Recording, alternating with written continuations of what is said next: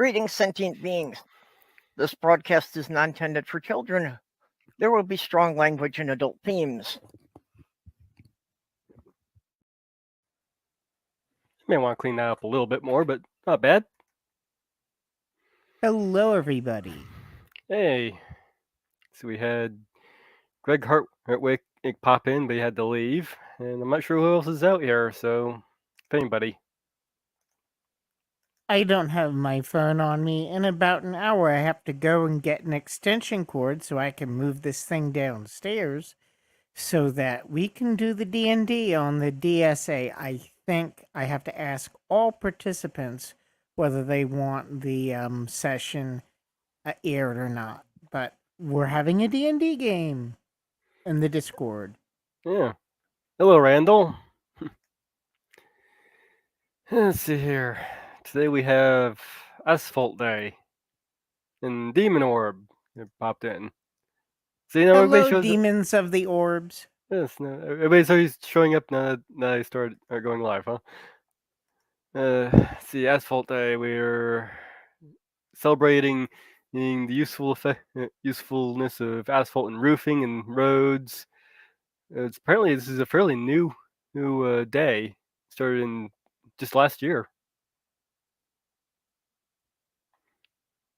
They used to call it pitchman or bitchman, and they used to use it in the ancient world for basically all sorts of shit. So it's been around.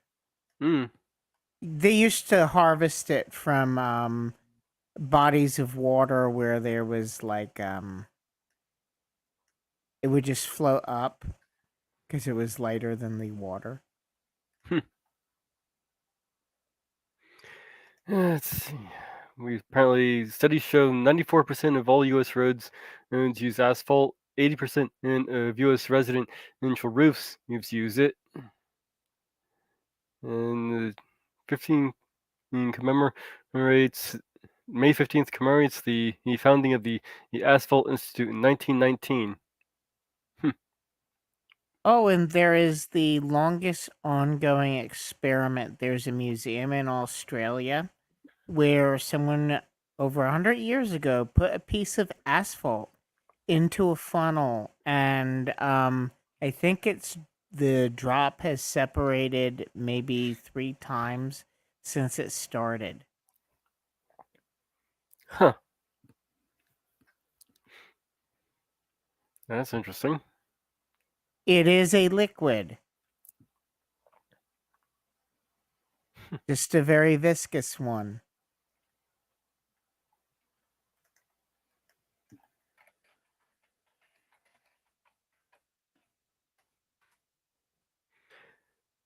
Oh, what else we got on the subject here? No, it's also one of the more reusable materials, so it's very recyclable. It's probably one of the reasons why we tend to use it for our roads.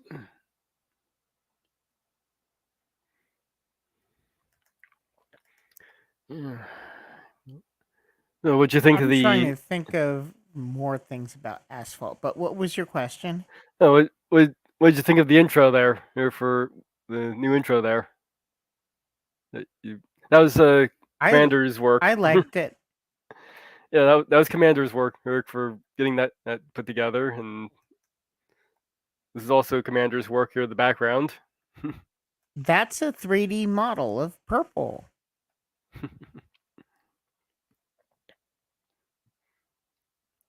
Everyone at the DSA is eventually going to get one. They take an enormous amount of time to do by hand without a generator. I can imagine by the looks of it.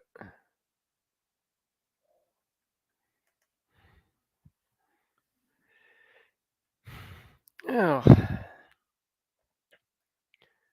I had to do a lot of running around today, so I actually haven't really had much time to sit down and prepare too much.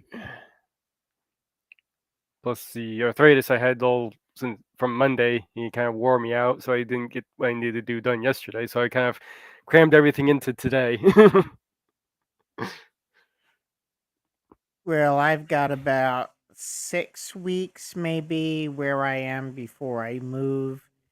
I got the one splurge before the move, which is a computer that will allow me to finish up the DSA new intro. I gotta look into getting another computer. I like to have a couple sitting around just in case one burns out on me. Plus, I can split the Well, work.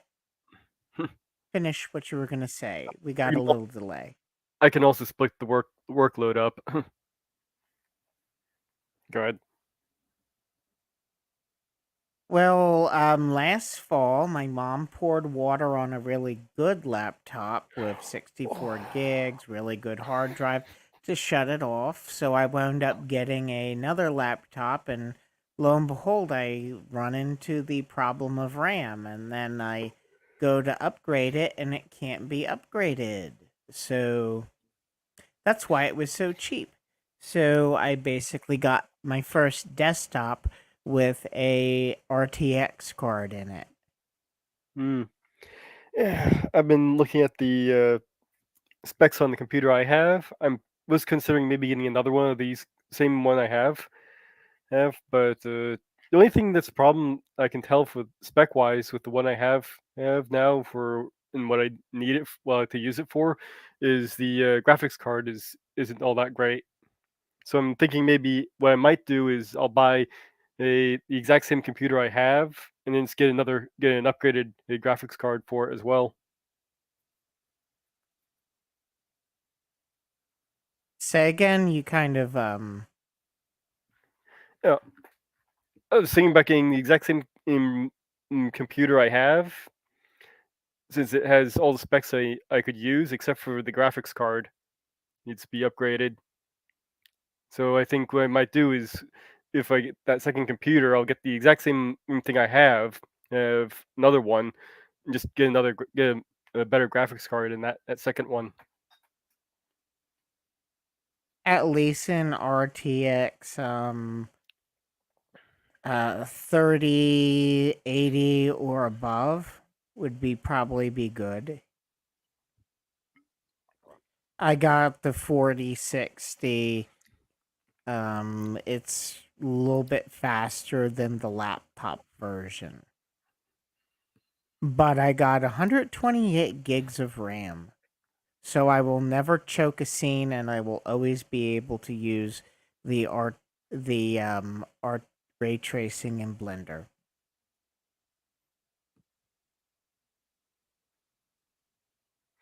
Hmm. I'm hoping more people show up. I hope Purple's okay too. I'm sure Purple's getting worn out. Last last message I saw was saying not really having much downtime, dealing with possible meltdowns, and then having to drive home, which is stressful. So she'll probably need a day to just you know chill out and relax.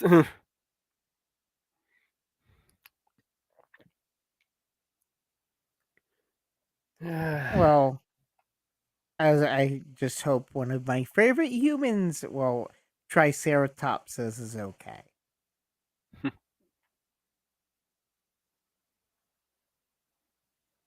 Let's see.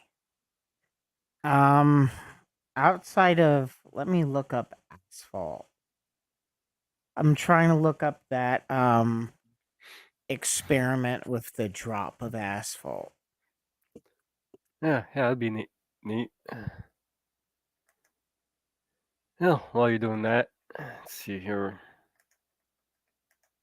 I'll get into some of the stuff I had set aside just in case nobody showed, just to kill time.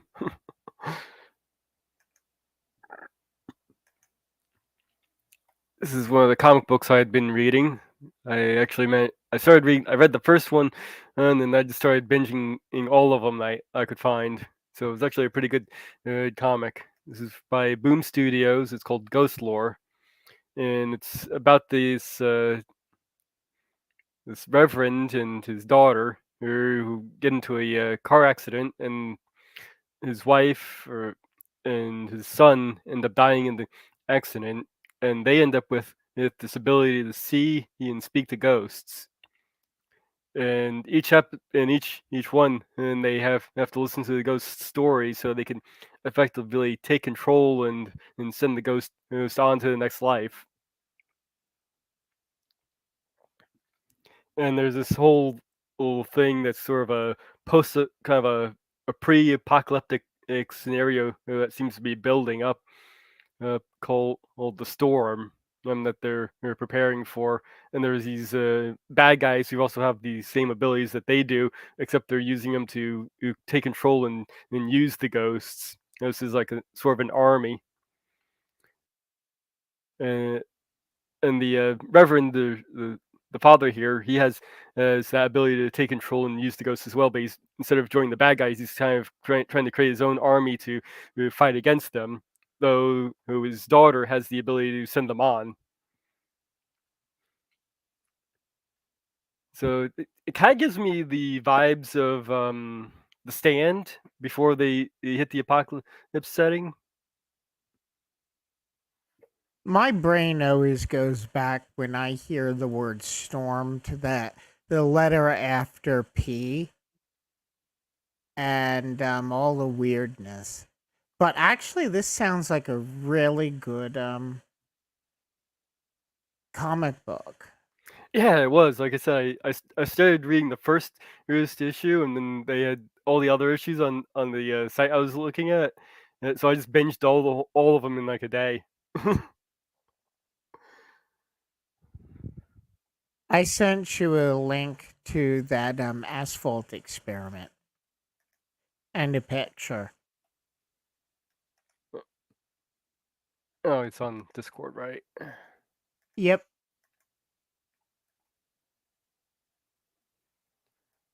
Let's see here. Oh, okay. Let's see. Yes, visit site.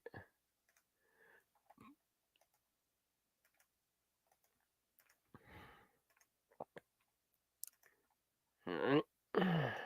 Move that. I probably should have just switched over, but oops. What did I just do? Oh well. Well, for starters, there's the picture of the experiment there. It started in the 1870s and it's still going on. No, 1840s actually.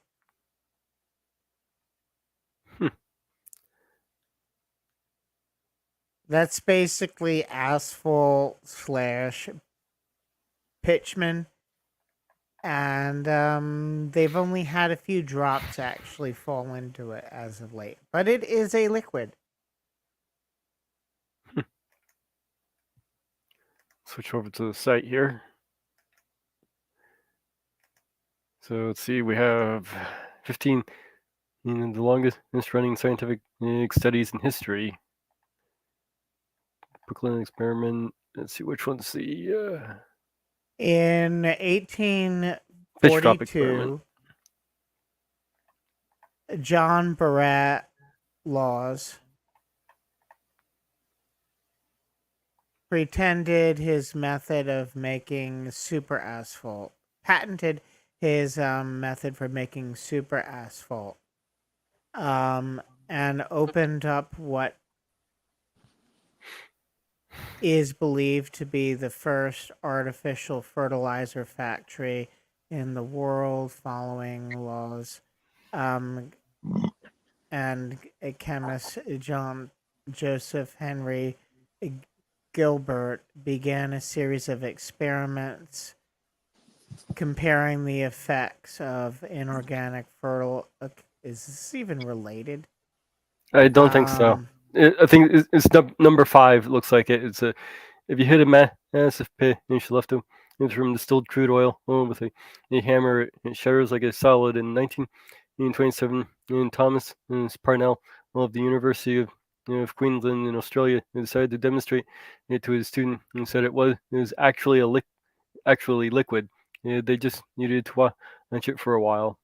And some pitch was heated up and poured right into a sealed stem and glass funnel. 3 years later, the stem of the funnel was cut and the pitch began to flow. Very slowly.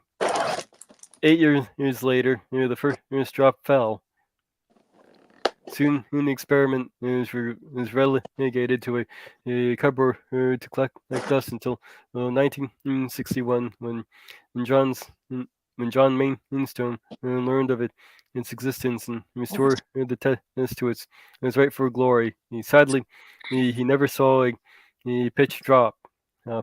In 1979, when I was born, it dropped on a weekend. In 1988, he was away getting a drink. In 2000, when the webcam failed, he died before the most recent drop up in April 2014.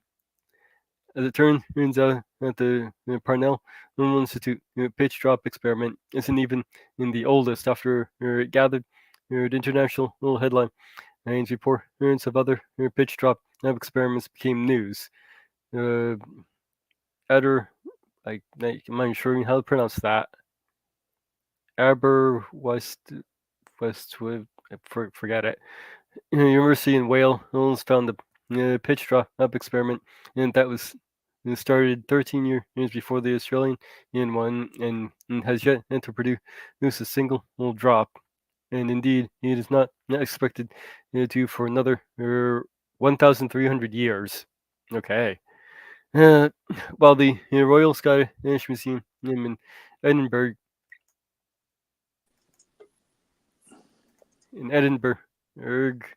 found a pitch drop experiment from 1902. All of them improved with one thing, though: with enough time, a substance that can be shattered with a hammer still might be a liquid. We have looks like a YouTube video. I'm not sure. I think we're gonna turn the sound off. I think it's a time lapse where we can see the drop growing. Yeah, that is a time lapse.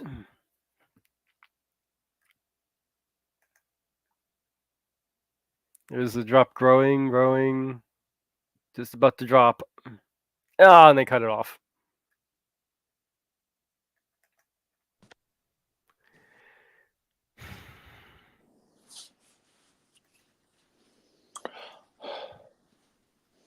Hello. Hello. Hey. Hey. You know what I found out today? What? That when you're not able to get into StreamYard, check the link. The link was missing some characters. Yeah, I thought it was masturbating with a cheese grater hurts. Well, that does. Well, that would hurt too. I'm pretty sure. Yeah. What were you talking about? Drips? What? Asphalt. It was Asphalt Day, so the oldest experiment where people melted some pitch into a funnel and then went and see how long it would take for it to flow and drop off. And it turns out it's a liquid. So that's in some lab then. Mm-hmm. Okay. Well, that's kind of interesting, actually. Yeah. And you missed our new intro. Oh, we've got. Anyways, let me just quick say, I apologize for my lateness. I overslept, but then I also couldn't get in here. So did I give you the wrong link? On to the nasty. What? Was that my fault? Did I give you the wrong link? No, I won't call it anybody's fault. I'll just say that the number was wrong. Oh yeah, it was my fault. I didn't get the last two, the last three letters in there. Sorry about that. That's all right. Not a problem. Good evening, chat, or good morning, or maybe I haven't hit the right one yet. Afternoon. Hi, afternoon, chat.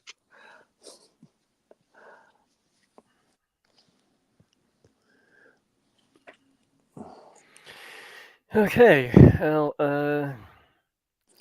So when we start to live on the moon, do you think it would be wiser for us to build concrete or asphalt streets? Would probably neither, because you need water for the concrete, and the asphalt would just flow during the day.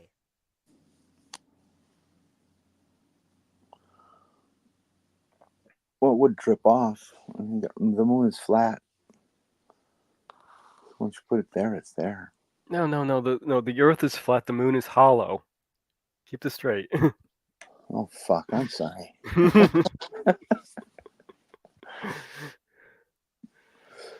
So who do we have with us today? Looks like we have Randall and Demon Orb, and Greg just popped in and out real quick. And no, we have Captive Captive Desk. desk. Do we have And a the- status report from Perp? Not since that last post in the DM group about being worn out and having to drive home today or tomorrow or whatnot. Okay. I was just wondering if anybody knew. But that's okay. She's not here. There's going to be a D&D at the DSA. Whether or not it will be a public depends upon what all the broadcast depends upon what all the participants say today. But regardless, if you want in on a D&D game, even if it remains private, just let me know. Well, now that we have some people here, I'll get on to something I found that is quite interesting. It's this thing. It's another graphic novel that I came across, and this is the author's real life a story of dealing with anorexia. It's a great title. Yeah, it was pretty. It had some pretty intense and stuff in there too. Well, we can play the video here. Turn down, mute it just in case. No, it's not gonna. It's a true story then. Yes, this is their real life story of struggling with anorexia and everything. Yeah, I read through it during the week here. It was quite good. Some stuff in there that was really difficult to deal with though. With some of it, and it's designed for teenagers mostly, for about 14 and up.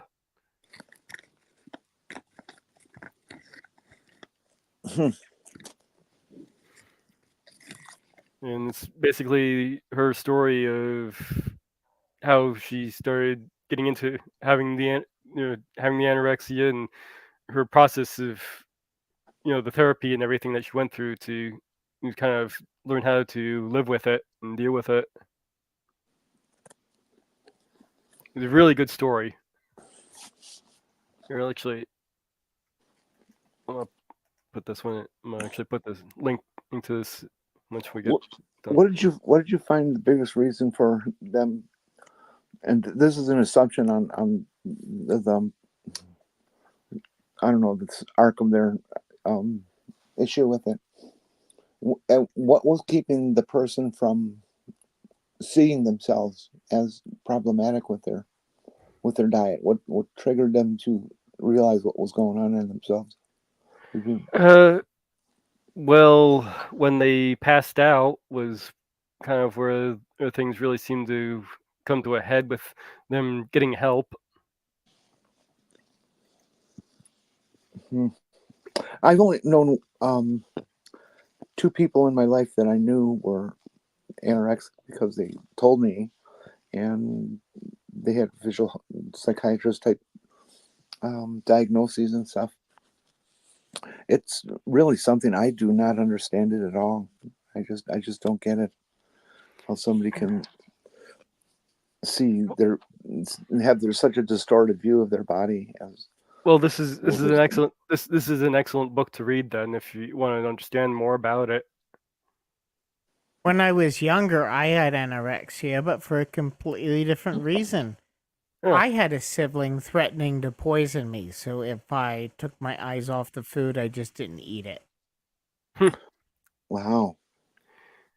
And let's see, the dear reader, you are holding in the book. I wish I had been there for me. I had wish been I wish been there for me. It exists because I wanted nobody else to feel as lost, as confused, and alone as I felt.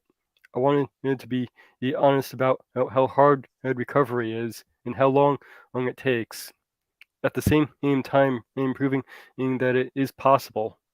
In truth, I wish for an instruction manual, and that's why I hope to provide. But as my own recovery unfolded and took turns, and so I could never have anticipated, I learned why such a book could not exist. It's getting better is so inherently personal, and everyone must choose it for themselves. Nonetheless, I hope that in sharing my experience, my choices, good and bad, and that I might reach out to somebody struggling on their own journey. The book is my promise is that it can and does get better to others and to myself. Katie Green in May 2017, though the original book was published in Great Britain in 2013. Oh, so this is a fairly recent, or probably living person then. Yes.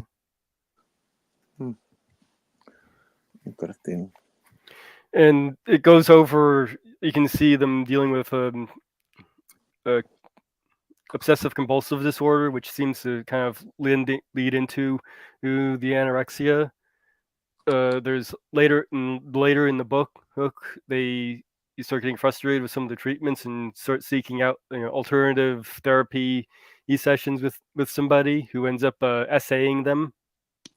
Jesus. And that turns into a whole issue in itself, on top of the their eating disorder. God, that's awful. Like I said, it does get into some heavy hitting stuff,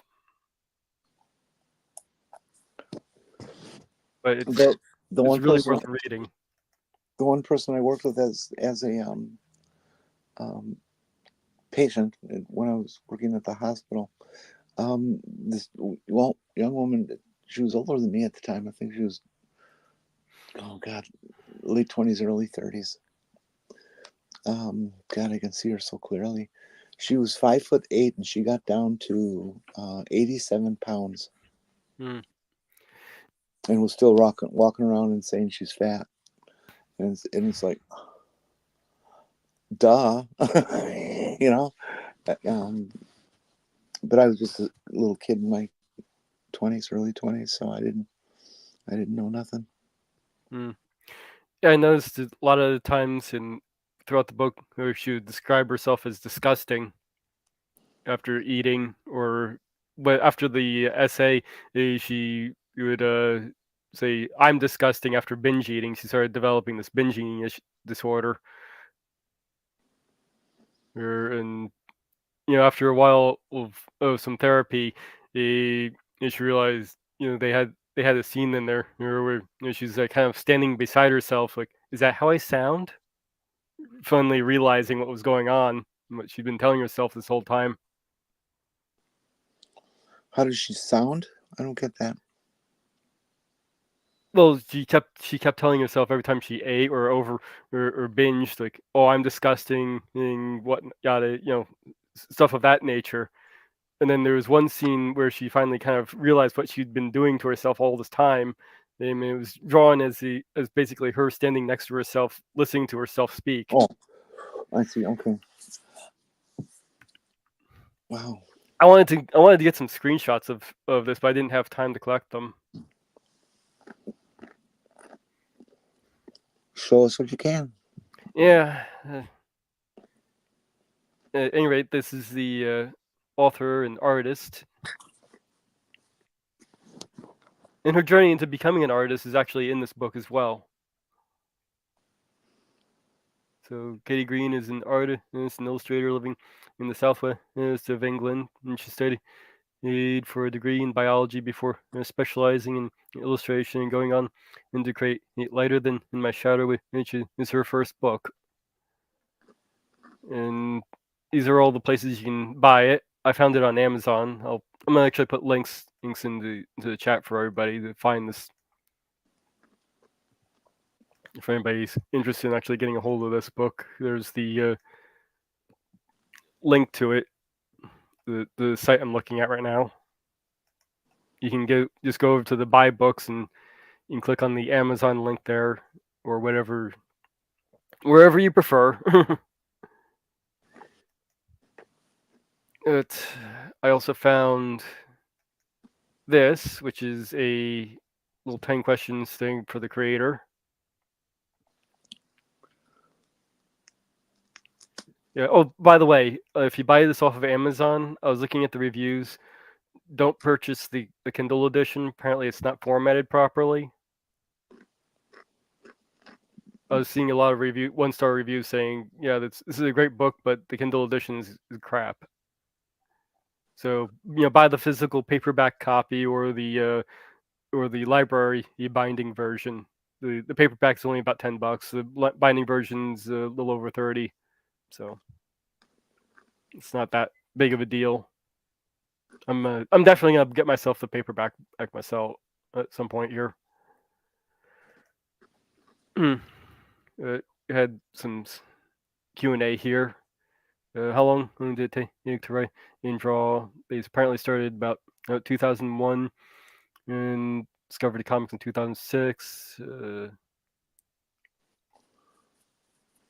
basically 14 months of work. I imagine it must have been a really difficult thing to write because it felt like I was reading somebody's diary. To be honest. You are. Yeah. As someone who's writing a semi-autographical book right now, it's exactly what it's like. It's very embarrassing to write all that shit. And apparently they tried to stick to as much as true story as they could remember, from what I gathered from this interview here. Did you script the full story first, or tell it visually from the start? Basically, you don't see a difference between the two, really. Divide between script, and drawing. Certainly, when you're one creator working on both aspects, it makes sense since they're inextricably tied together. Do you draw traditionally or digitally? Both. All the line work in Light and Shadow is drawn on real paper with a real pen. So it's hand drawn.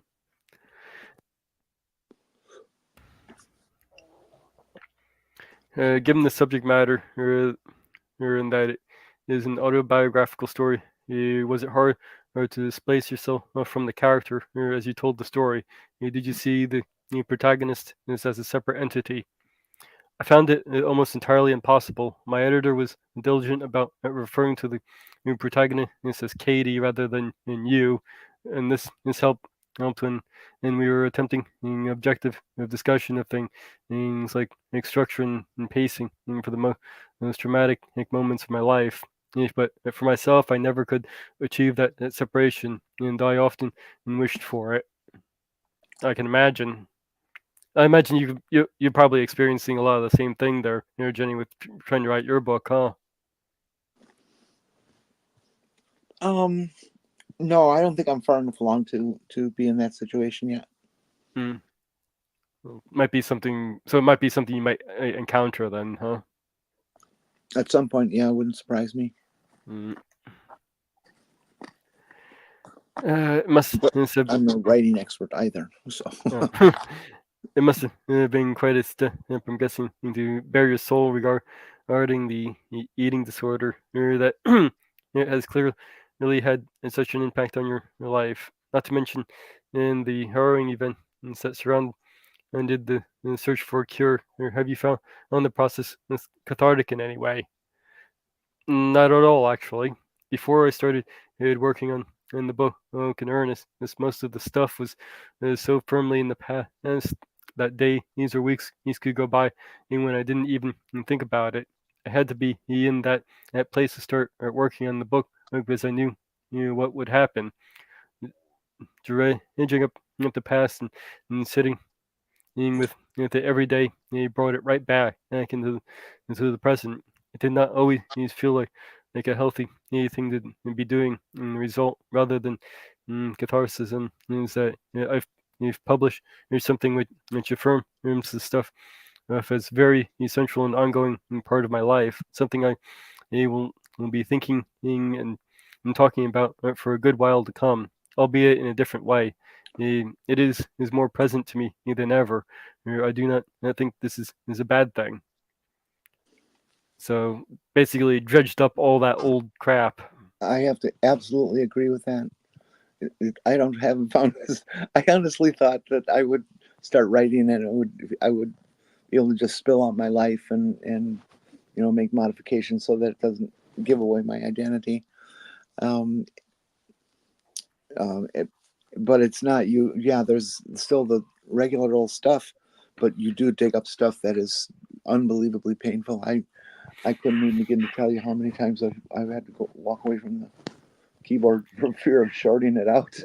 Yeah, I've run into that problem with the zombie story because, well, of course it's a complete work of fiction. There are aspects of it that are the stuff that was really painful for me in there. That's actually kind of the whole idea. One of the ideas behind it, not the whole idea, but one of the ideas behind it is some of the darkest this shit. In it's either I've had to deal with is going into that. Everything the darkest stuff I can imagine or think of. Is also going in there. So it's a pretty rough book to write because I have to put myself into this headspace of really horrible things.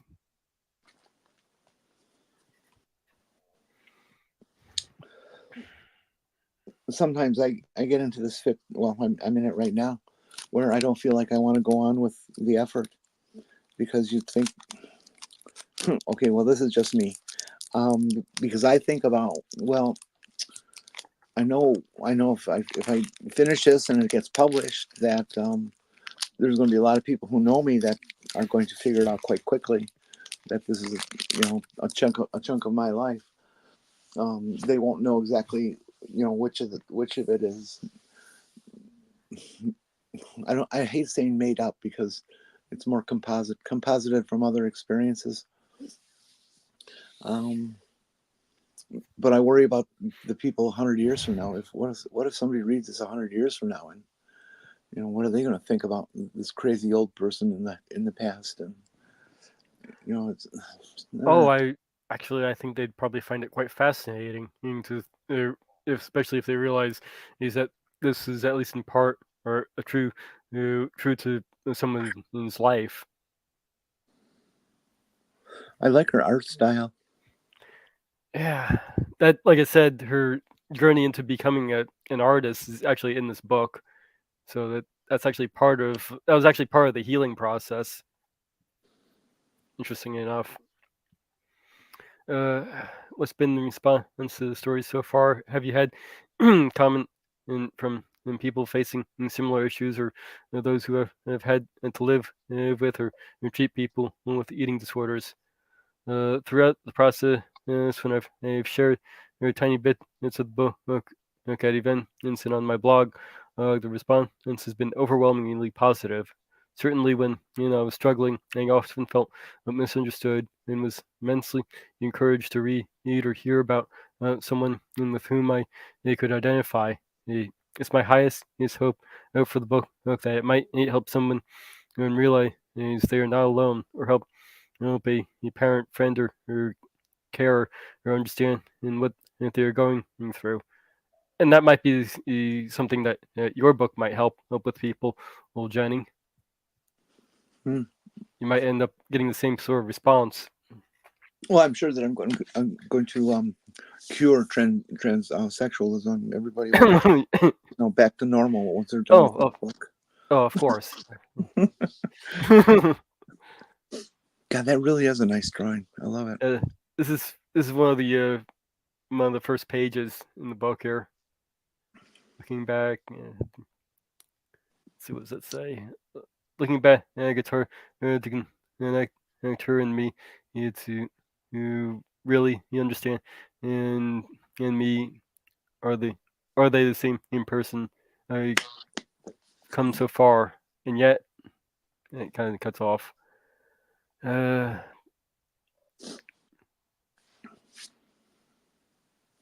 This is just kind of getting into some of their thing they worked on. This is somebody else's story that I guess they illustrated, the Crystal Mirror, and they're planning on working in another book called The Green Bean.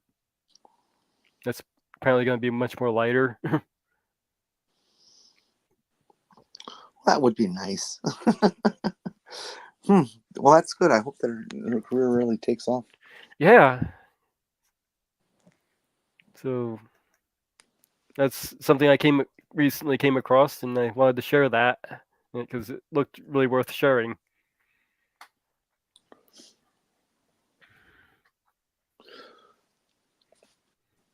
So, one of the thoughts I've had as I was contemplating today's topic of it being in Asphalt Day is I kept trying to define asphalt correctly, and the best I could come up with is when you're playing musical chairs and you end up on the floor, not the chair. That your only thing to blame is your asphalt. Mm. Well, I was thinking at least something in the stream's getting laid. I thought of that just for you, Mage.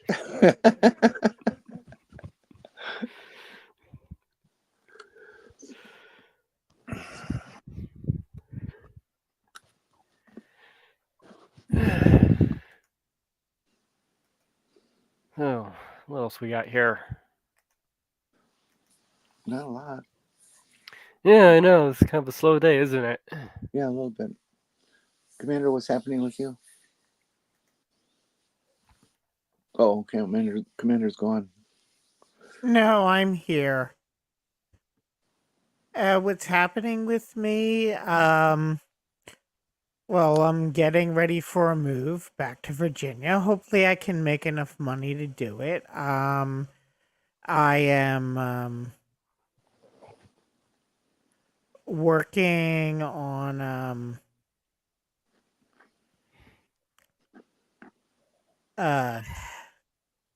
intro for the DSA. Later today, there's going to be a D&D game, and depending upon what the participants want, it may or may not be aired. I'm not going to do that without the permission of the participants. I am working on getting a AI camera set up, and I got a new computer. It's the last splurge that I will have before the move. And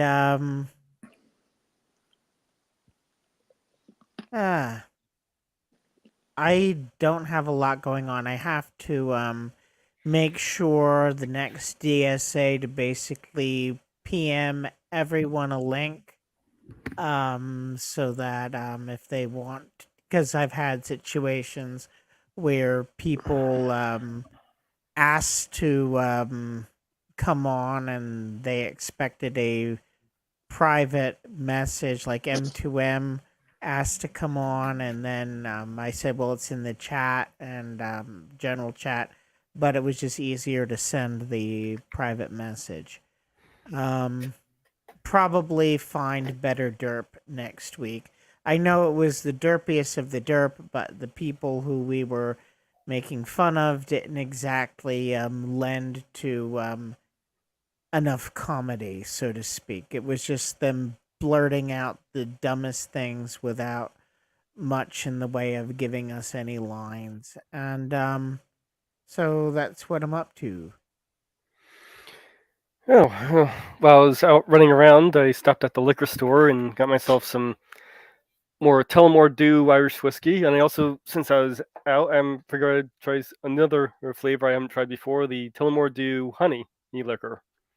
And I asked the liquor store about my favorite rum that nobody seems to have in the entire county anymore, and it turns out they discontinued it. Which did they discontinue? Which brand? It was the Kraken Black Label rum, the 70 proof. Oh, And they discontinued my favorite rum. Huh. That sucks. Alcohol. Yeah. That was kind of a bummer to find out. But it actually explains why I can't find any anywhere. Well, hopefully they'll bring it back someday. Not likely. I Probably. never had alcohol. But I'll probably have a glass of this Tullamore Dew honey whiskey later tonight. Does it actually taste like honey? I don't know. I've never tried this one before. I've only had Oh. the regular one. Okay. Because I've tried lots of different beers. You know, I hate beer, but I promised myself when I discovered I hate beer because I grew up in Milwaukee, the beer town, and people were always insulted because you didn't drink their beer. No, it's all not your beer. It's all beers. Here, I'll try yours just so you can see if I hate it. And I do, because all beer is horrible. My mom said beer tastes like dog piss. I usually describe it as tasting like piss too. Yeah. I've never dipped into dog piss. I've fallen down in some dog patties that I had to lick off and things, but never dog piss. Well, I did have a friend whose brother ended up peeing in his mouth, so I do have at least some reference to what pee tastes like from him. Ew.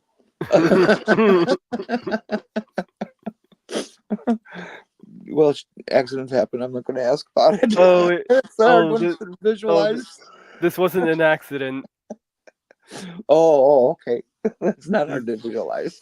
him and his little brother were always fighting, and apparently this is one of those times. And the little brother got the upper hand by peeing in his mouth this time.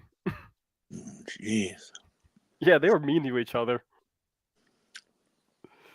I just can't imagine the scenario between women that would end up that way. I mean, that had to be the last blow in the fight. I can't imagine going on beyond that. Oh, that's bizarre. Hello. Who came in? Oh, Purpose. You just came in while we were talking about Hi. people peeing in people's mouths. All right. She came in. She Wait, came what? here on purpose. People being people's mouths? Peeing in people's mouths. No, that's not the... So speaking of Donald Trump, Knew you were gonna go there. what should he do now?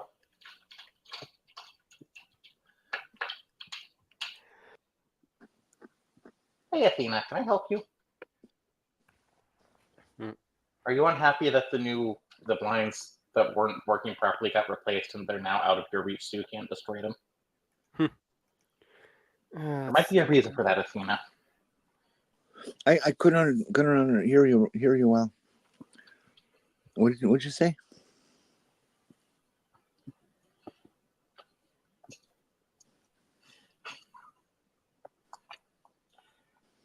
I was asking if she was on. Oh, for heaven's sake! No.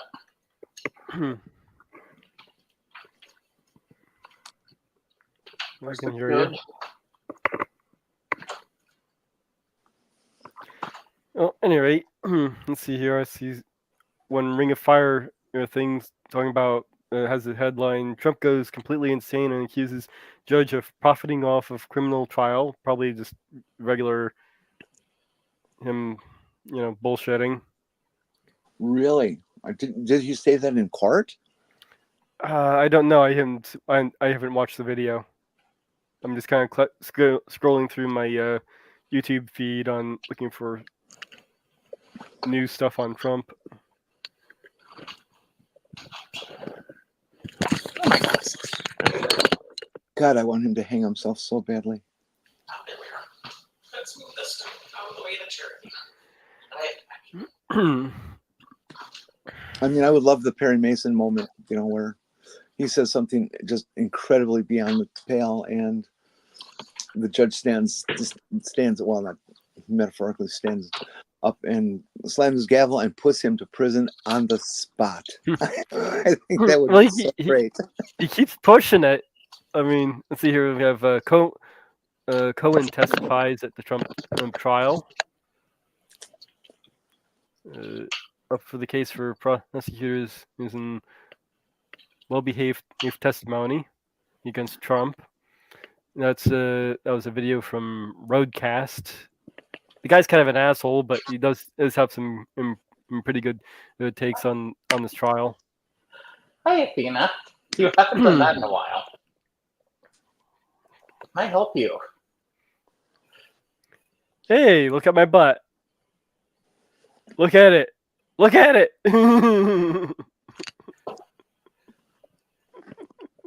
Oh, I thought you were offering your butt to us. No, the cat is sticking her butt right in Porpoise's face there.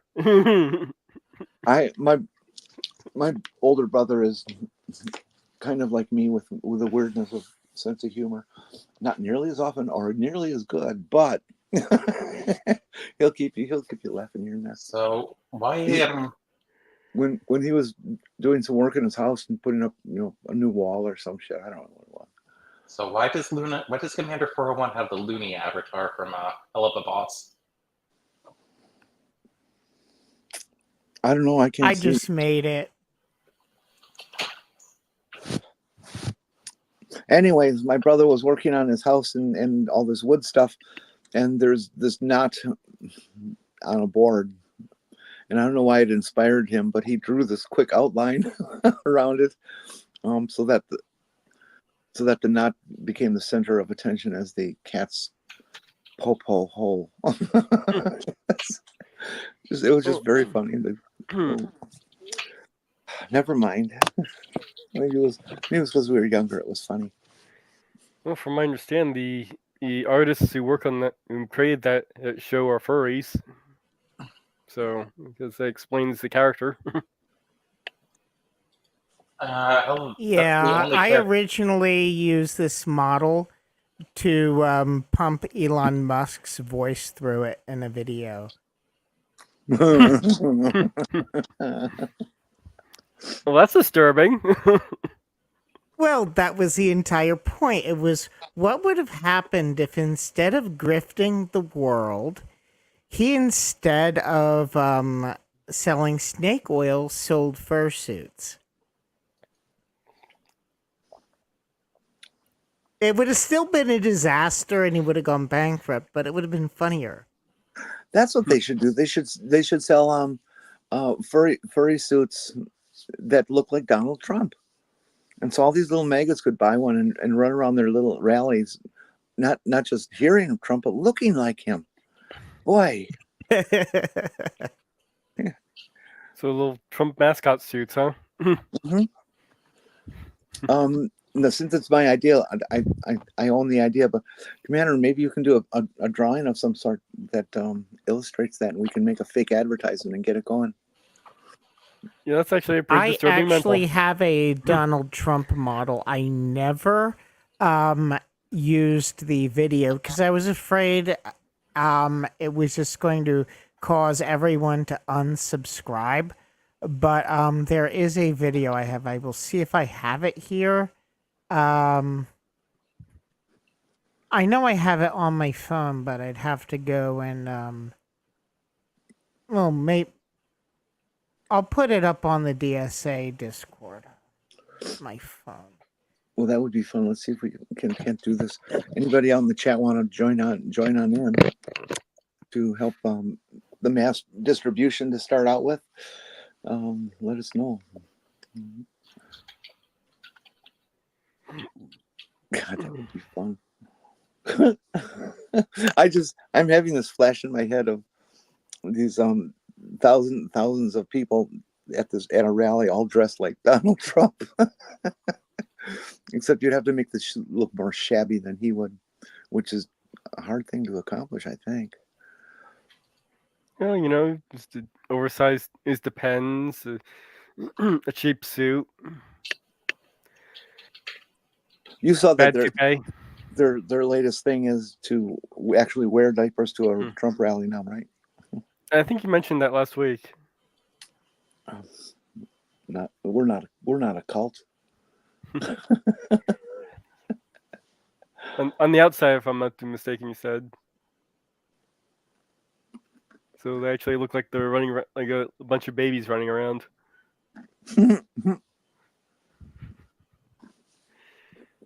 And I got a thunderstorm coming here, so this is in case I get my power knocked out and I disappear. You know why?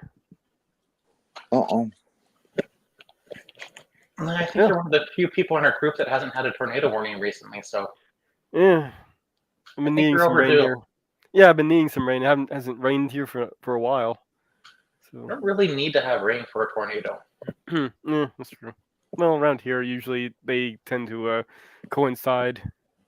You do need to have tornado. You do need to have a thunderstorm for most tornadoes, but there's a thing called landspout. Last week when we were having all the rain and stuff, the weatherman said, "Don't get too excited. We're still 6 inches behind on the year." I remember it was really bad. They actually did get a really bad tornado here when I was little. Well, it was really weird. It was after a major storm, and we were driving. My mom and dad got into the car. I was in the back seat. And we were driving around on these areas, and we passed this one area. All the houses on one side of the street were completely flattened, and the other side was completely untouched. It was so weird looking.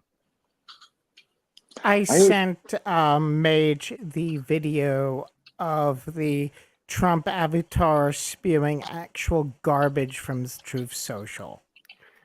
Yeah.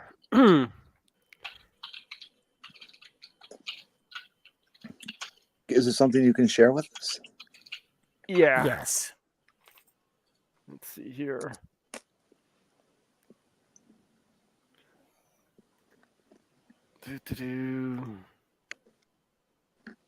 And I made one of Tucker Carlson and of Marjorie Taylor Twat.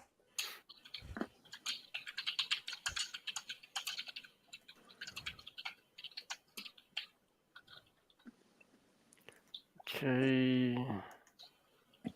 I have a new artist I would like to push. At home.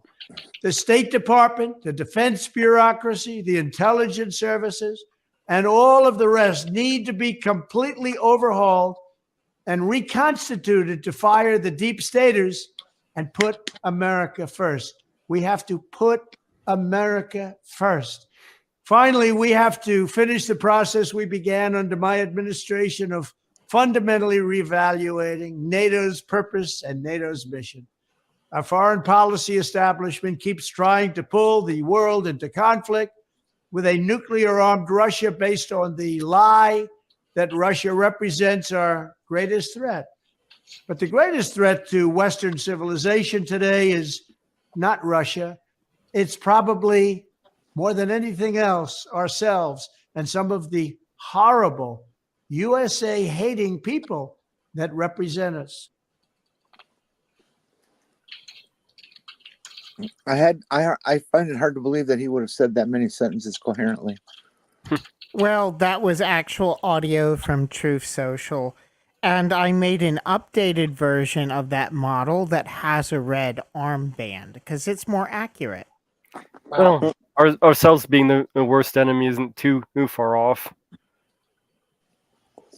Well, he's a public figure, so there's no law against it. You rewrite his dialogue and have it do his voice in AI. Speaking of AI voices, That's not AI. It's actually from Truth Social. Can we actually filter his voice and make him sound like not Mr. Krabs, Plankton from SpongeBob? Probably.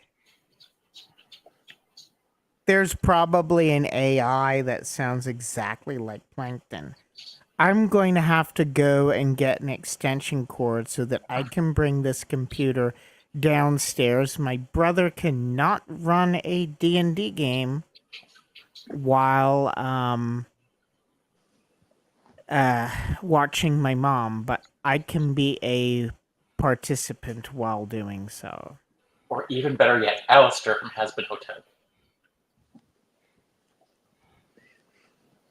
I actually have not watched Has Been Hotel yet. I've only seen the pilot. I like the pilot. Well, the series is on Amazon. And It looks interesting. I'm sure people aren't going to be happy because the Heaven is the bad guys in the series. So Yeah, it does actually kind of work. Flip the script. well, it's in the same universe as Hell of the Boss.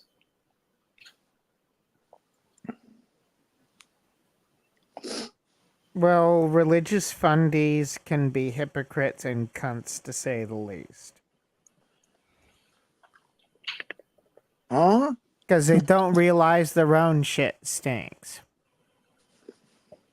I can't wait to go to Huntington Beach to rip Ray Comfort a new one and call him a compo, which is basically what it means collaborator, specifically with Germans in World War II when you were talking about Jews who decided to sell out. For your safety, do you know that Huntington Beach is one of the most horrible red spots in the world? The mayor and most of the authorities there are all sworn to death MAGAs. You could get yourself in trouble. I don't think the Magna movement is going to die easily, but there's clearly problems with Trump in the polls because he has not done as well as the polls thought he would in the primaries. And Nikki Haley is still pulling 20% of the Republican vote. And I wouldn't buy a lot of the polls out there because Democrats are outperforming them by 10 points. And you have all these. I am not saying what Israel is doing to the civilian population is okay, but you have a bunch of people saying, I have pink hair and I want everyone to be tolerant to each other. I'm going to vote for Trump because Biden was giving Israel stuff. Most of them are not saying they're going to go vote for Trump. They're saying they're going to stay home. I know. But that's the same bloody thing. No, it's not the fucking same thing. Let's not get into that. All right. Oh, this is a nice one here. Let's see. Rare. Have you seen this yet? This is the King unveils a new portrait. But for Buckingham Palace, it's a painting commissioned by the Drapers Company. He is the first officially initial portrait to be completed. It's His Majesty's coronation. It'll hang in Drapers Hall in London. Kind of makes him look like a dictatorial madman, doesn't it? Yeah, it does. It looks ugly. And you can't even tell where his body begins and the background begins. You can't really tell. It's ugly. Well, I can. Yeah, I can see where it begins. Hard. It's hard. It's not easy. That's what I'm saying. No, it's very well done. You know, that's intentional, of course, to have his body to blend in that way. It's just part of the metaphor, I think. I heard about this, but this is the first me seeing it. I like it. And I sent the one of Tucker to Mage. I have to go get the extension cord, move everything downstairs. All right. I will see you if I set up in time. All right. One of Tucker. Oh, there it is.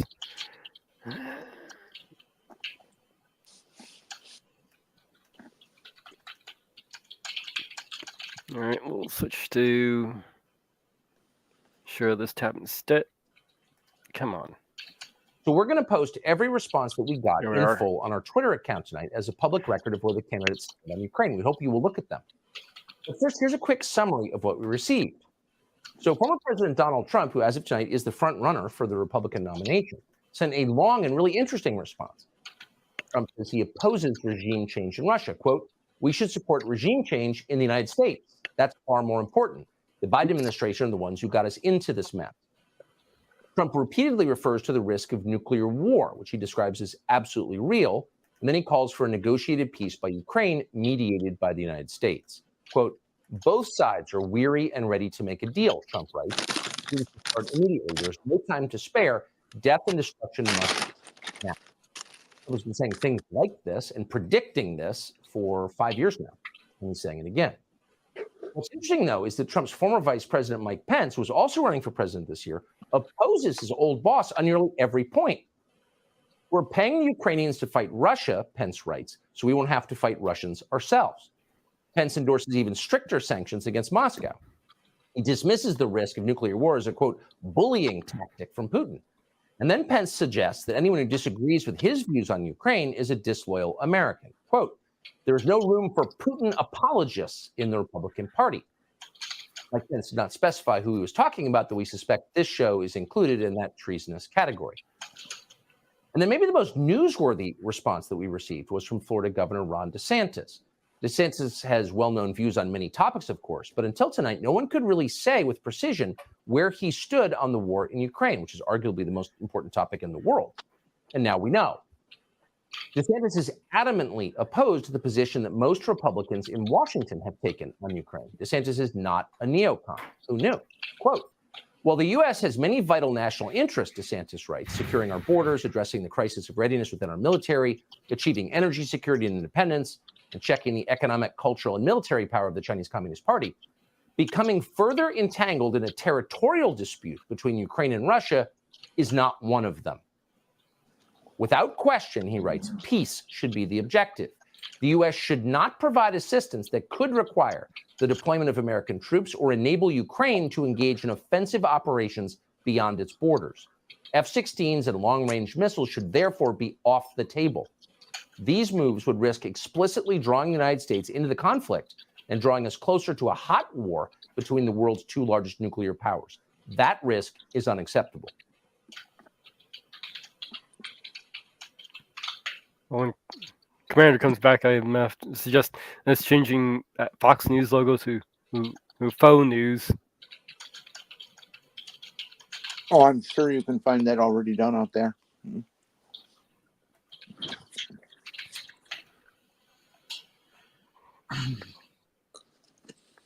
I'm sure it's been done multiple times. I'm sure there's even probably somewhere in Adobe Premiere script to do it for you, or a template.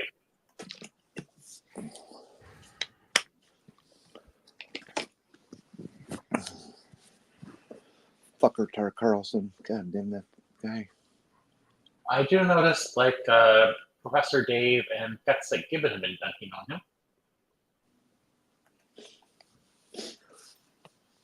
I wonder how many people there are out there like me that just thinks that we haven't gone far enough in how we try to slice and dice up the Republicans.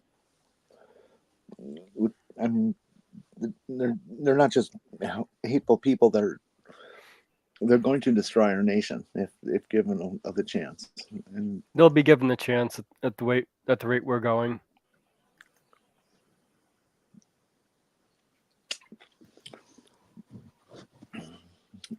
a big part of me says that this whole thing between those two countries in that part of the world that shall go unnamed, that this is all a gigantic collaboration with forces that oppose our left wing. They're not saying anything.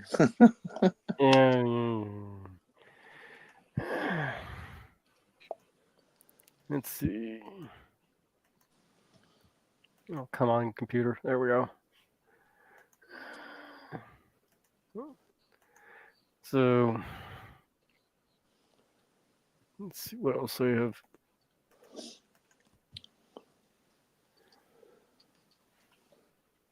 Oh, what'd you think of Ember's interview of Thomas Sheedy? Oh man. I couldn't believe what I was hearing. This guy is such a shyster. It's just I actually ended up talking to him on DMs and Twitter afterwards. mhm. Just kind of give a little bit more in depth on some of the stuff he said there.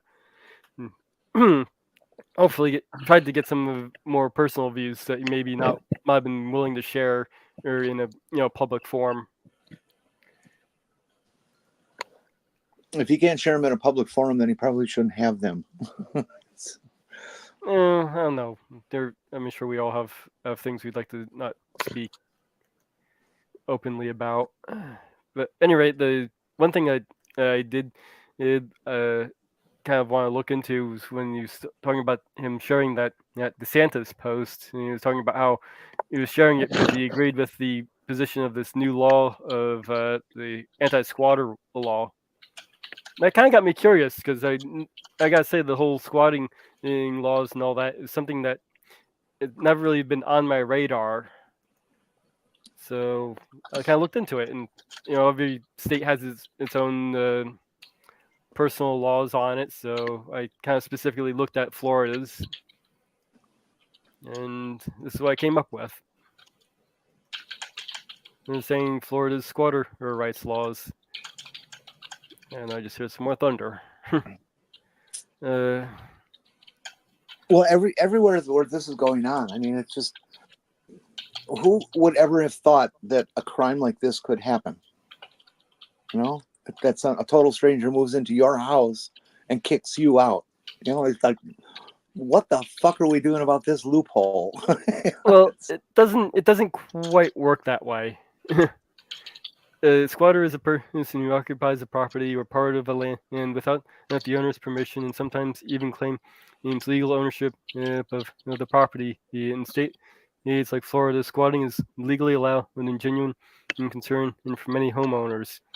The last thing you need is for someone to take over your property unlawfully. That's why it's crucial to understand Florida's squatter rights and law, so you're always prepared. The Florida adverse possession claims. Several conditions must be met to make a valid adverse possession claim. These requirements are broken down into 5 different categories according to the law.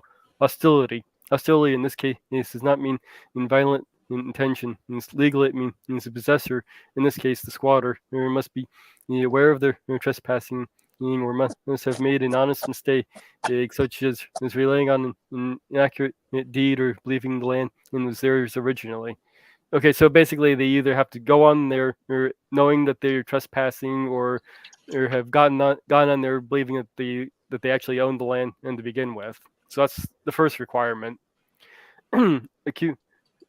Actual possession. The person must live physically on the land and then treat the property as if it were their own.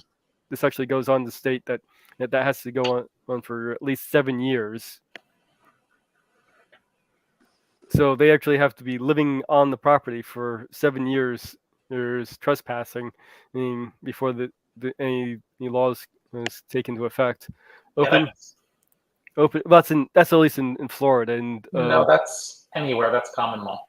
No, but that's not what's happening. No, it's there are other places that have the number shorter. Like I think I came across a thing in California. The number is like 5 years, so it does differ. Unless it's specified otherwise, the number 7 comes from common law. Which I guess that makes sense.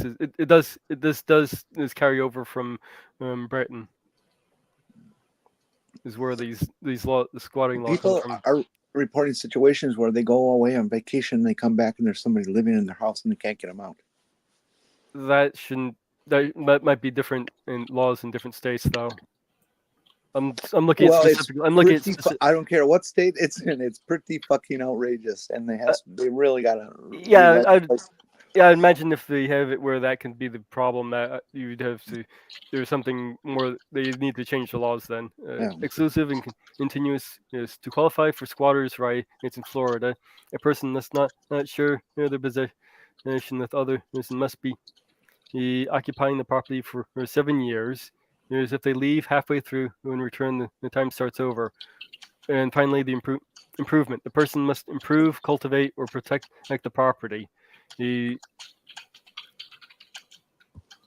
So there's a lot here that they also need to show some kind of deed or something, or a color of title is also required, or not necessarily required, but makes it a lot easier.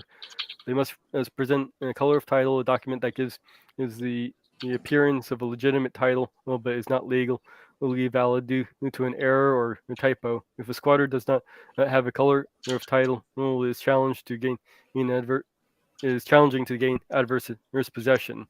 So they could make up a fake title and do something along those lines, or have a title that was an error or something.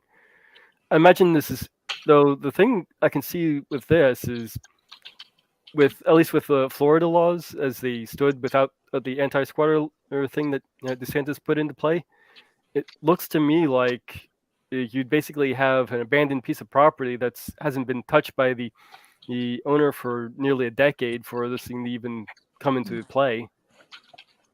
At least in Florida.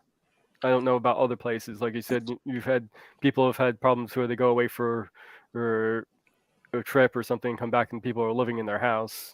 That's definitely a issue with the law if that's allowed. One woman I saw in an interview over this inherited her house from her mother when she passed, and was intending to sell it. And in the time that it was up for sale, these people moved in, and she has to go to court to get them out. See, that's what I mean by there needs to be some. When I think of it, I think of wanting there to be some sort of karmic justice. Yeah, they right on the spot. No, you asshole, get the fuck out of here. Yeah, the thing. Yeah, that's basically what the anti-squatter law that DeSantis comes in is. It basically allows somebody to come in with a cop and pick the person out. Though I can see where there might be issues with, say, tenants who were never evicted and they've been there for a long time. Because that means that they can get around any eviction issues. So basically, what the owner could do is let the squatter law thing kick in, and then kick them out themselves. I got an idea. Rather, instead of go through any eviction process like you'd have to go through with the courts. Let's create ourselves a family. Let's say a family of 10. Let's make a family of 10, 2 parents and the rest kids, and let's move into Joel Osteen's house. Take it over. Well, like I said, it depends on the state as to what would be allowed and all that. Well, let's find some good forgers. It doesn't necessarily stand that you can just go in there for a weekend and this would work. Texas is not going to let you take over Joel Osteen's church. Not church, his home. He's got a $50 million home that he lives in.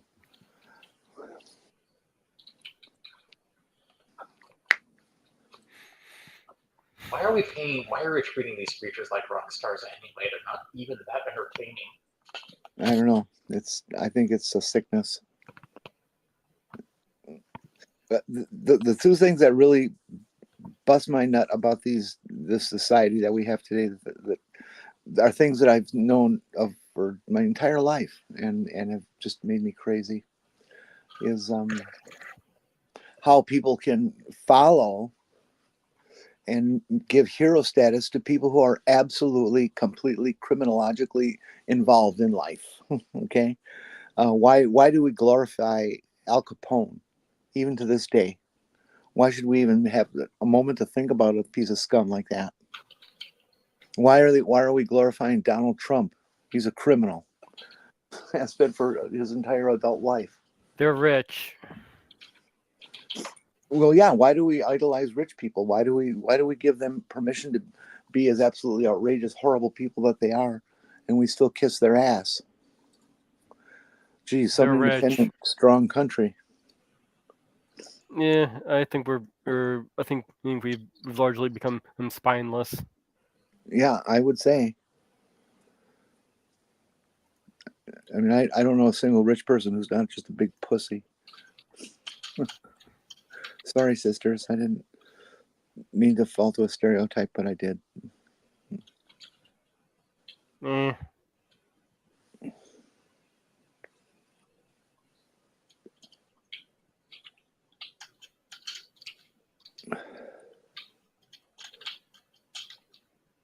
It just gets me really, really, really angry that people of our same social climb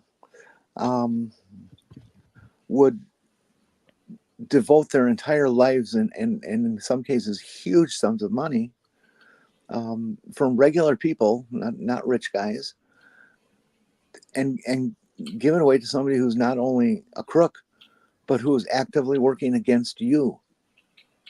You know, how can people not see this? How can they not be just absolutely livid about it? Don't glorify rich. I blame the TV show Dallas for really setting this in stone in the American experience and bringing it to light. I mean, I know that rich people always had their fans, but Dallas brought it down to the common person to see in their living room every week for years. And people bought the bullshit. Oh, here we are. Wanted to find out the thing on squatter rights for Texas, so we can take over Joel Seen's place. Texas has several different minimum time periods that a squatter must meet in order to claim adverse possession, and they're as follows. And also, they have to be the sole people doing this. Minimum of 3 years here. The squatter must have a color of title and prove that they have occupied the property for at least 3 years. A 5-year time sequence. This requires a squatter pay property taxes for 5 years and reside on the property for a similar period. Or a 10-year plan without color of title and paying taxes. The squatter must reside on the unit for a minimum of 10 years. So there's 3 different time periods that they could, depending on what they have or have done in Texas. Mm.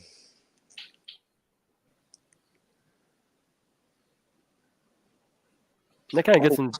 Or we just use our Second Amendment to do it. No, I don't think that's how it works.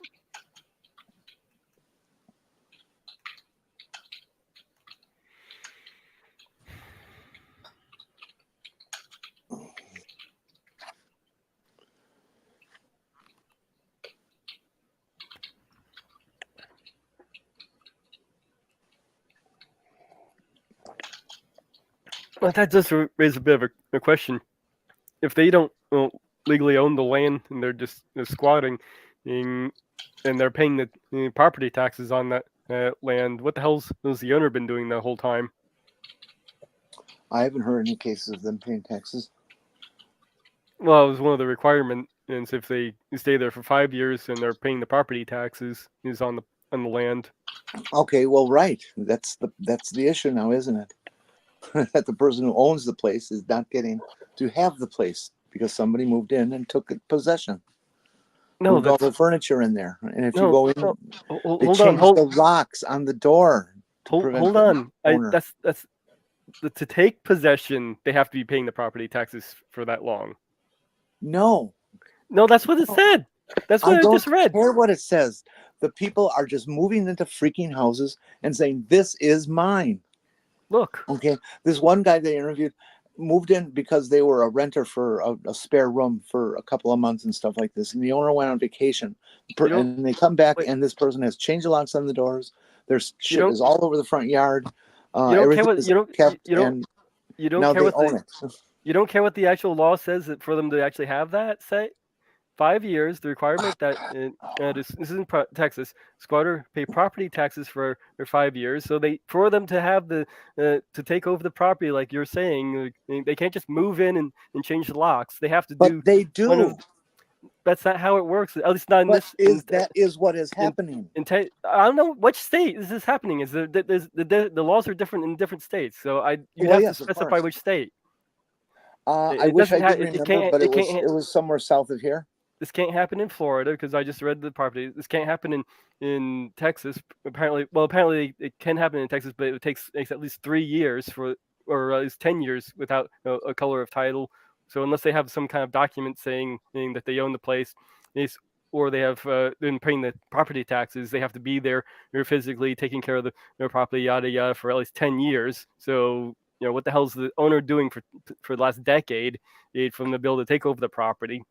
They can't just go in and change locks in over a weekend and there they are. They own it. Except That's not how. that is precisely what is happening. Show me Is the where it's person- happening. Hush up and listen. The person moves into the place. The owner comes home, finds this out, goes to the police, say, "Hey, these people are squatting in my house." The cop comes in and says, "Well, I can't do anything about it. Look, there's a piece of mail with their name on it." Yeah, like you said, we need to see. You need to show me the state where this is happening because the like I said, I'm looking at the laws right here. It's right on the screen, and that's not what it's saying. At least in Texas, it Yes, didn't say and that this in owner Florida. and to enforce all those laws, the owner has to go to court and spend a year or so in goddamn negotiations or fighting or whatever you have to do to get it That's back. no, that's after the fact. No, Yes, no. it is. Yes, I've been reading over this shit over the weekend. Well, you mean all these news reports I've seen from different sources are complete lies? That this isn't happening? This is precisely what people are describing going on. I'm telling you, this kind of stuff takes years for this law to kick in and for them to be able to do it. I don't know. Maybe there are states where it's a lot shorter, where it's happen like you're describing. Like I said, I didn't look over every state. I couldn't because Well, each state is that different. is what the crisis is all about. Is But that's states what. don't have any expectation of ownership if somebody else moves in. That there's an overlap between a landlord's eviction rights or a property owner's eviction rights and this title stuff. If they can manipulate the system and get the title changed, which is one of the more big forms of crime these days, is grabbing your title to your house because you never actually have the title, do you? No, nobody does. And they get in and they change it, electronically on the records, but no transaction, no deal ever actually happened. But because it's there on the records, they have a legal right to force the actual owner to go through this process that takes years to get rid of them. That And then sounds like before they get their ass kicked out, they destroy every fucking room in the house. that sounds like a slightly different issue than you're talking about. This is a different thing of squatter laws. Well, that's what a squatter is. Somebody who moves in, takes your place from you. I'm talking about the squatter laws as actually protect next person in under these certain circumstances. I think we may be talking about two different things. No, Athena, you do not need that. I didn't need that, so I don't know why they sent it. Well, I think so because the only answer I've seen that would work for these places is a shotgun escort out the door. Well, I'm glad you agree with Sheedy on something. Well, squatters are a bad thing. Now, I one of the things I would like to see to happen about it is that all these extra properties we do have that are owned under situations of, I had an inheritance and I don't know what to do with the place, but I live here and it's there. Fine, those kinds of things should be dealt with on a completely different track and be taken over on a temporary basis to house veterans, to the elderly, the homeless, and to clean up the streets as everybody wants to have done. But that's not what we're talking about. We're talking about criminal activities of a family that just doesn't have the wherewithal or are homeless, and decide that, well, we're just going to take over your place. Yeah, That's- in the situation where the person walks in and they've been gone for a short period of time, and they come back and they find people living in their house like that, that should be considered trespassing, and that should be able to be dealt with immediately by a police. Of course, going in and hold on, going in and changing records and stuff behind the back. Like, I don't know how long that kind of change takes. I imagine it's probably a lot more expedient nowadays using all digital stuff. But that'd be a whole different issue than what these squatter laws are covering. The situations that people have been faced are situations where those laws just don't apply because they have their place. There's this 9/10 possession is 9/10 of the law thing that goes on. Yeah, then we're talking about different things here. I don't. If somebody wants to go break into some commercial property that's empty and live there, and maybe have some friends or something, so they can cover over their heads, fine. Work that out. Do what you got to do. Those are squatters, but that's not who we're talking about. We're talking about individuals who had their house taken. If I come in and take yours from you. No, that is actually what these laws are talking about. So we are talking about two different things. You're talking about a definite crime being committed, whereas the other thing is actually covering a certain law situation in which the DeSantis' anti-squatter law actually gets rid of. So if somebody walks into a vacant property, lives there for years on end, and under the squatter laws that they had in Florida, that person could actually legally take over that property. However, under DeSantis' new changes to the law, the neglectful owner could come back a decade later or find these people living there for all the time, taking care of the place and all that, and kick them out immediately. Yeah, I tend to agree with that. Like, you just said so if a vacant property, I'm not talking about where they've been living there when they come back and the locks are changed. Not talking about that. I'm talking about this is a vacant property, no one living there. The people just come in because they want to get a roof over their head, and they begin fixing up the place, taking care of it as their own, and for nearly a decade in Florida. And then sometime after that period of time has passed, so like a decade later, the actual person who owned that property, whether comes back and just kicks them out immediately, and then takes over again. That's what the squatter law is actually how that squatter law works. What you're talking about is a little bit different.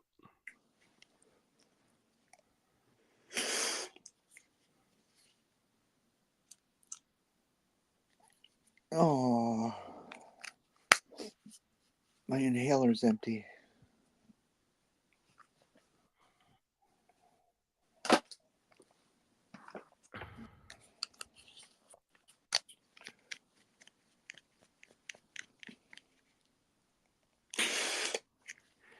Well, so we don't have to sit here and listen to.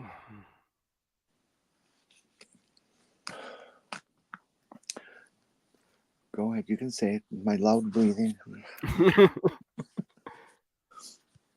Yeah, one last thing, since I wasn't sure if I was gonna have to do this myself, but another graphic novel I found. This is actually a series of 6 graphic novels that's been out. The last one was Queen of the Nile in 2020 that was released. It's a children's graphic novel series, drawn and written since 2014 by Mike Mayahak, and published by Graphics. It's a division in Scholastic. It's basically the concept is they have this Cleopatra, is this Egyptian princess who gets teleported 30,000 years into the future and finds out she has some destiny she has to fulfill, or something along those lines. And she has a very retro space future or vibe to it. And they described Cleopatra as a character with a bit of ADHD and having a depressive disorder. This sounds right up there with Santa Claus and the Martians. Not quite. No, it was actually a pretty good read. I read through it. They also did a cartoon TV series on it, which they took a lot of liberties, changing things around. And honestly, I think the cartoon made the characters look much more kind of generic looking. It's not very good. Still not very good. Yeah. This is not gonna let me get a good picture of it. It's anime without the hentai, huh? No, not exactly. Oh, okay. Actually, it doesn't look like it's an anime style. It's more. I don't know. It feels kind of This kind of feels generic. There's the cartoon character version. Okay. Cartoon version versus magazine version. Okay. Yeah, I like the magazine version, the graphic novel magazine version better. I agree. I like that better than this. Yeah, it's much more distinct and it has more character to it, I think. It's just. I think it's so funny how there's such a thing as hentai anime, and it's just so silly.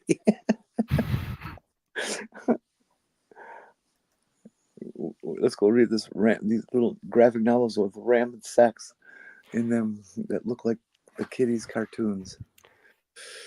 Well, interesting enough, one of the little secrets when it comes to anime artists, most of them started off on hentai.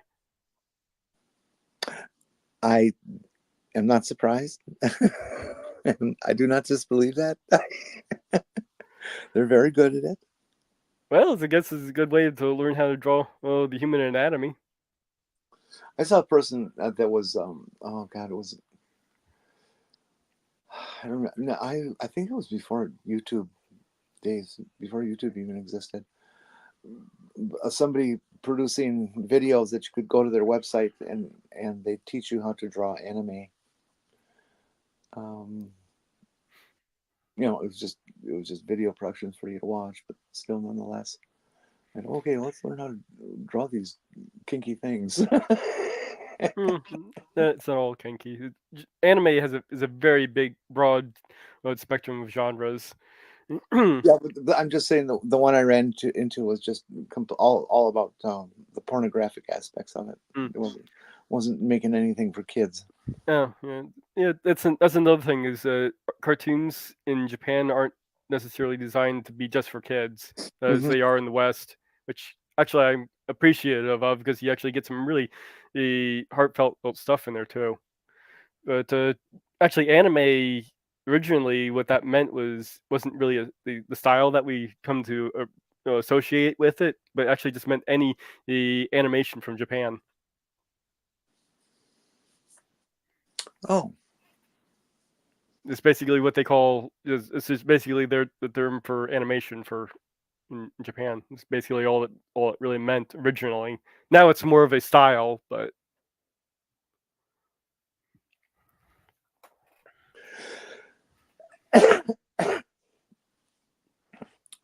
excuse me, I'm beginning to think I might have some COVID developing again. Oh, that sucks. Yeah, I have some test kits here. I'm just not wanting to find out yet. I had a rather persistent cough that went on for about a week. I was beginning to wonder if I was catching something, but it just turned out to be allergies.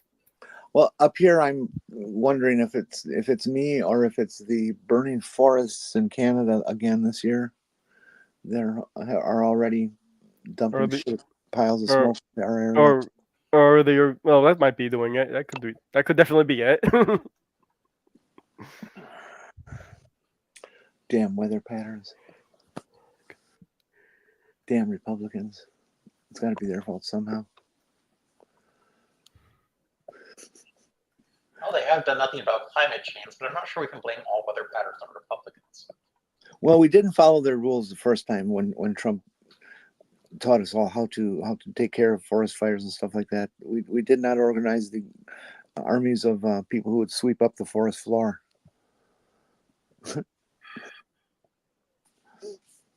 Yeah, it's statements like that that make me think Trump might have dementia.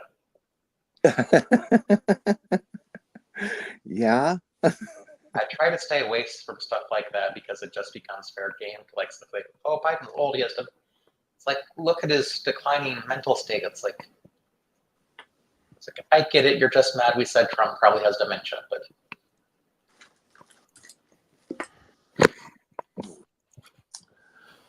and both.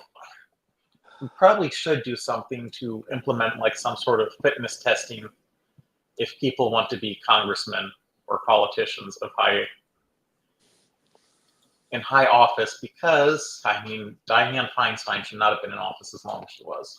I don't know why you keep picking on her. There's been so many others who have gone through the exact same thing, and some that are actually going through it right now.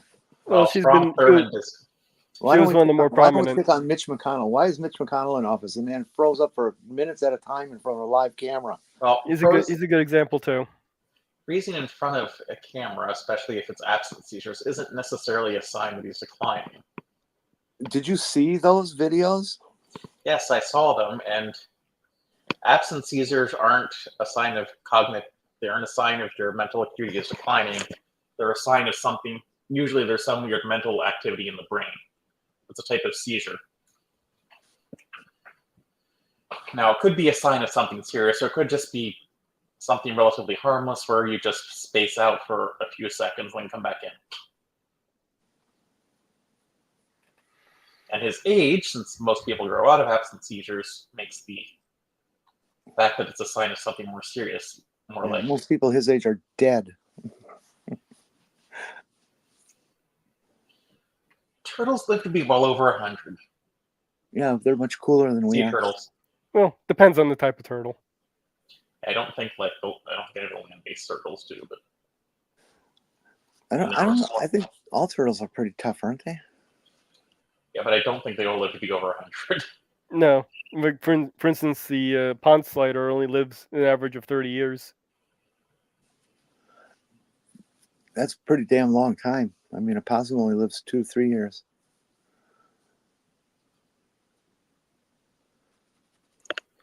And they would probably live less if my Athena had her way with the local possum.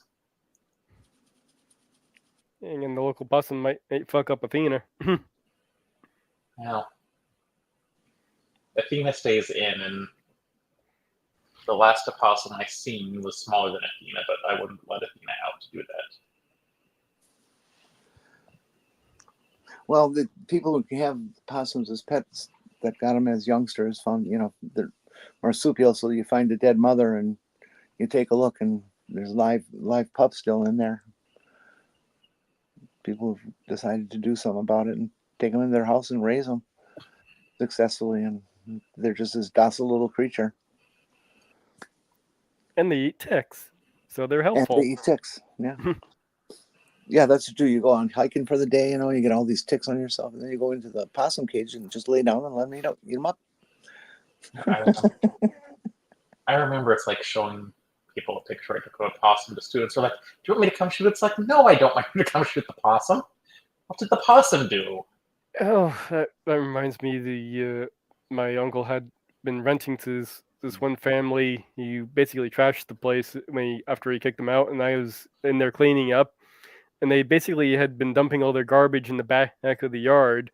Oh, boy. And when I was, basically bagging everything up, I was finding possum bones. So they had been catching and eating possums. Well, maybe. Yeah, these were bones that had been cooked. Oh, okay. Well, if you can tell that, that's All right, well, have a good night, everyone. very creepy. Yeah, it was kind of weird to have to clean that up. You're not leaving, are you? Well, I probably do want to take a nap, and then I'm going to play a D&D light game later. Well, we've been going on for about an hour and 44 minutes here, so I suppose we can wrap up. Anything you want to say, Porpoise? If you want to check out my new channel, been kind of like light on content because I was busy, but I'm working on new stuff. It's the Mad Computer Scientist. Check it out. If I ever have a different job that doesn't, where I don't have to worry about teens finding it as much, I will come back to the Sinister Porpoise, but be excellent to each other. And so long, and thanks for all the fish. Jenny? Bye-bye. No, just the usual. This lovely weekly occurrence, and then on Sunday with what's his name? God, I actually can't remember his name. What's his name, please? I think it starts with a B. Oh yeah, that's right, it does. Okay, thanks. You've reminded me now. Bannon? Brock? No, that's not it. Beelzebub? No, that's not it. Bob? Yeah, Bob. We'll go with Bob. Okay. What the Bob? I do like that title though. What the Beck? Yeah.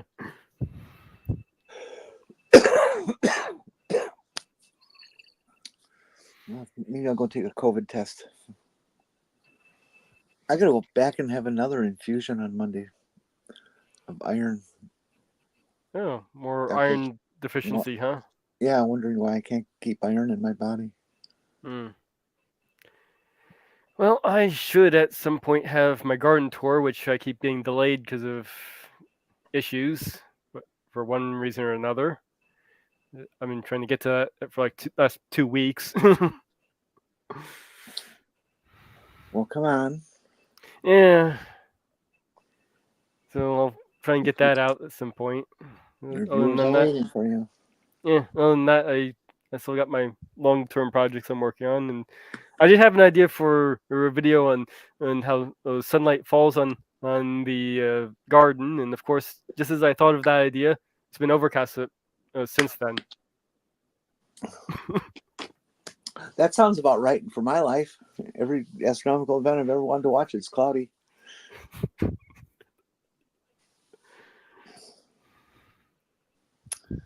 Oh well. Yeah, well, I guess that's it then. See everybody. Oh yeah, let's try and remember banners. Get the banners. Special thanks. Get these special thanks going on here. We can see everybody's who's supporting this channel.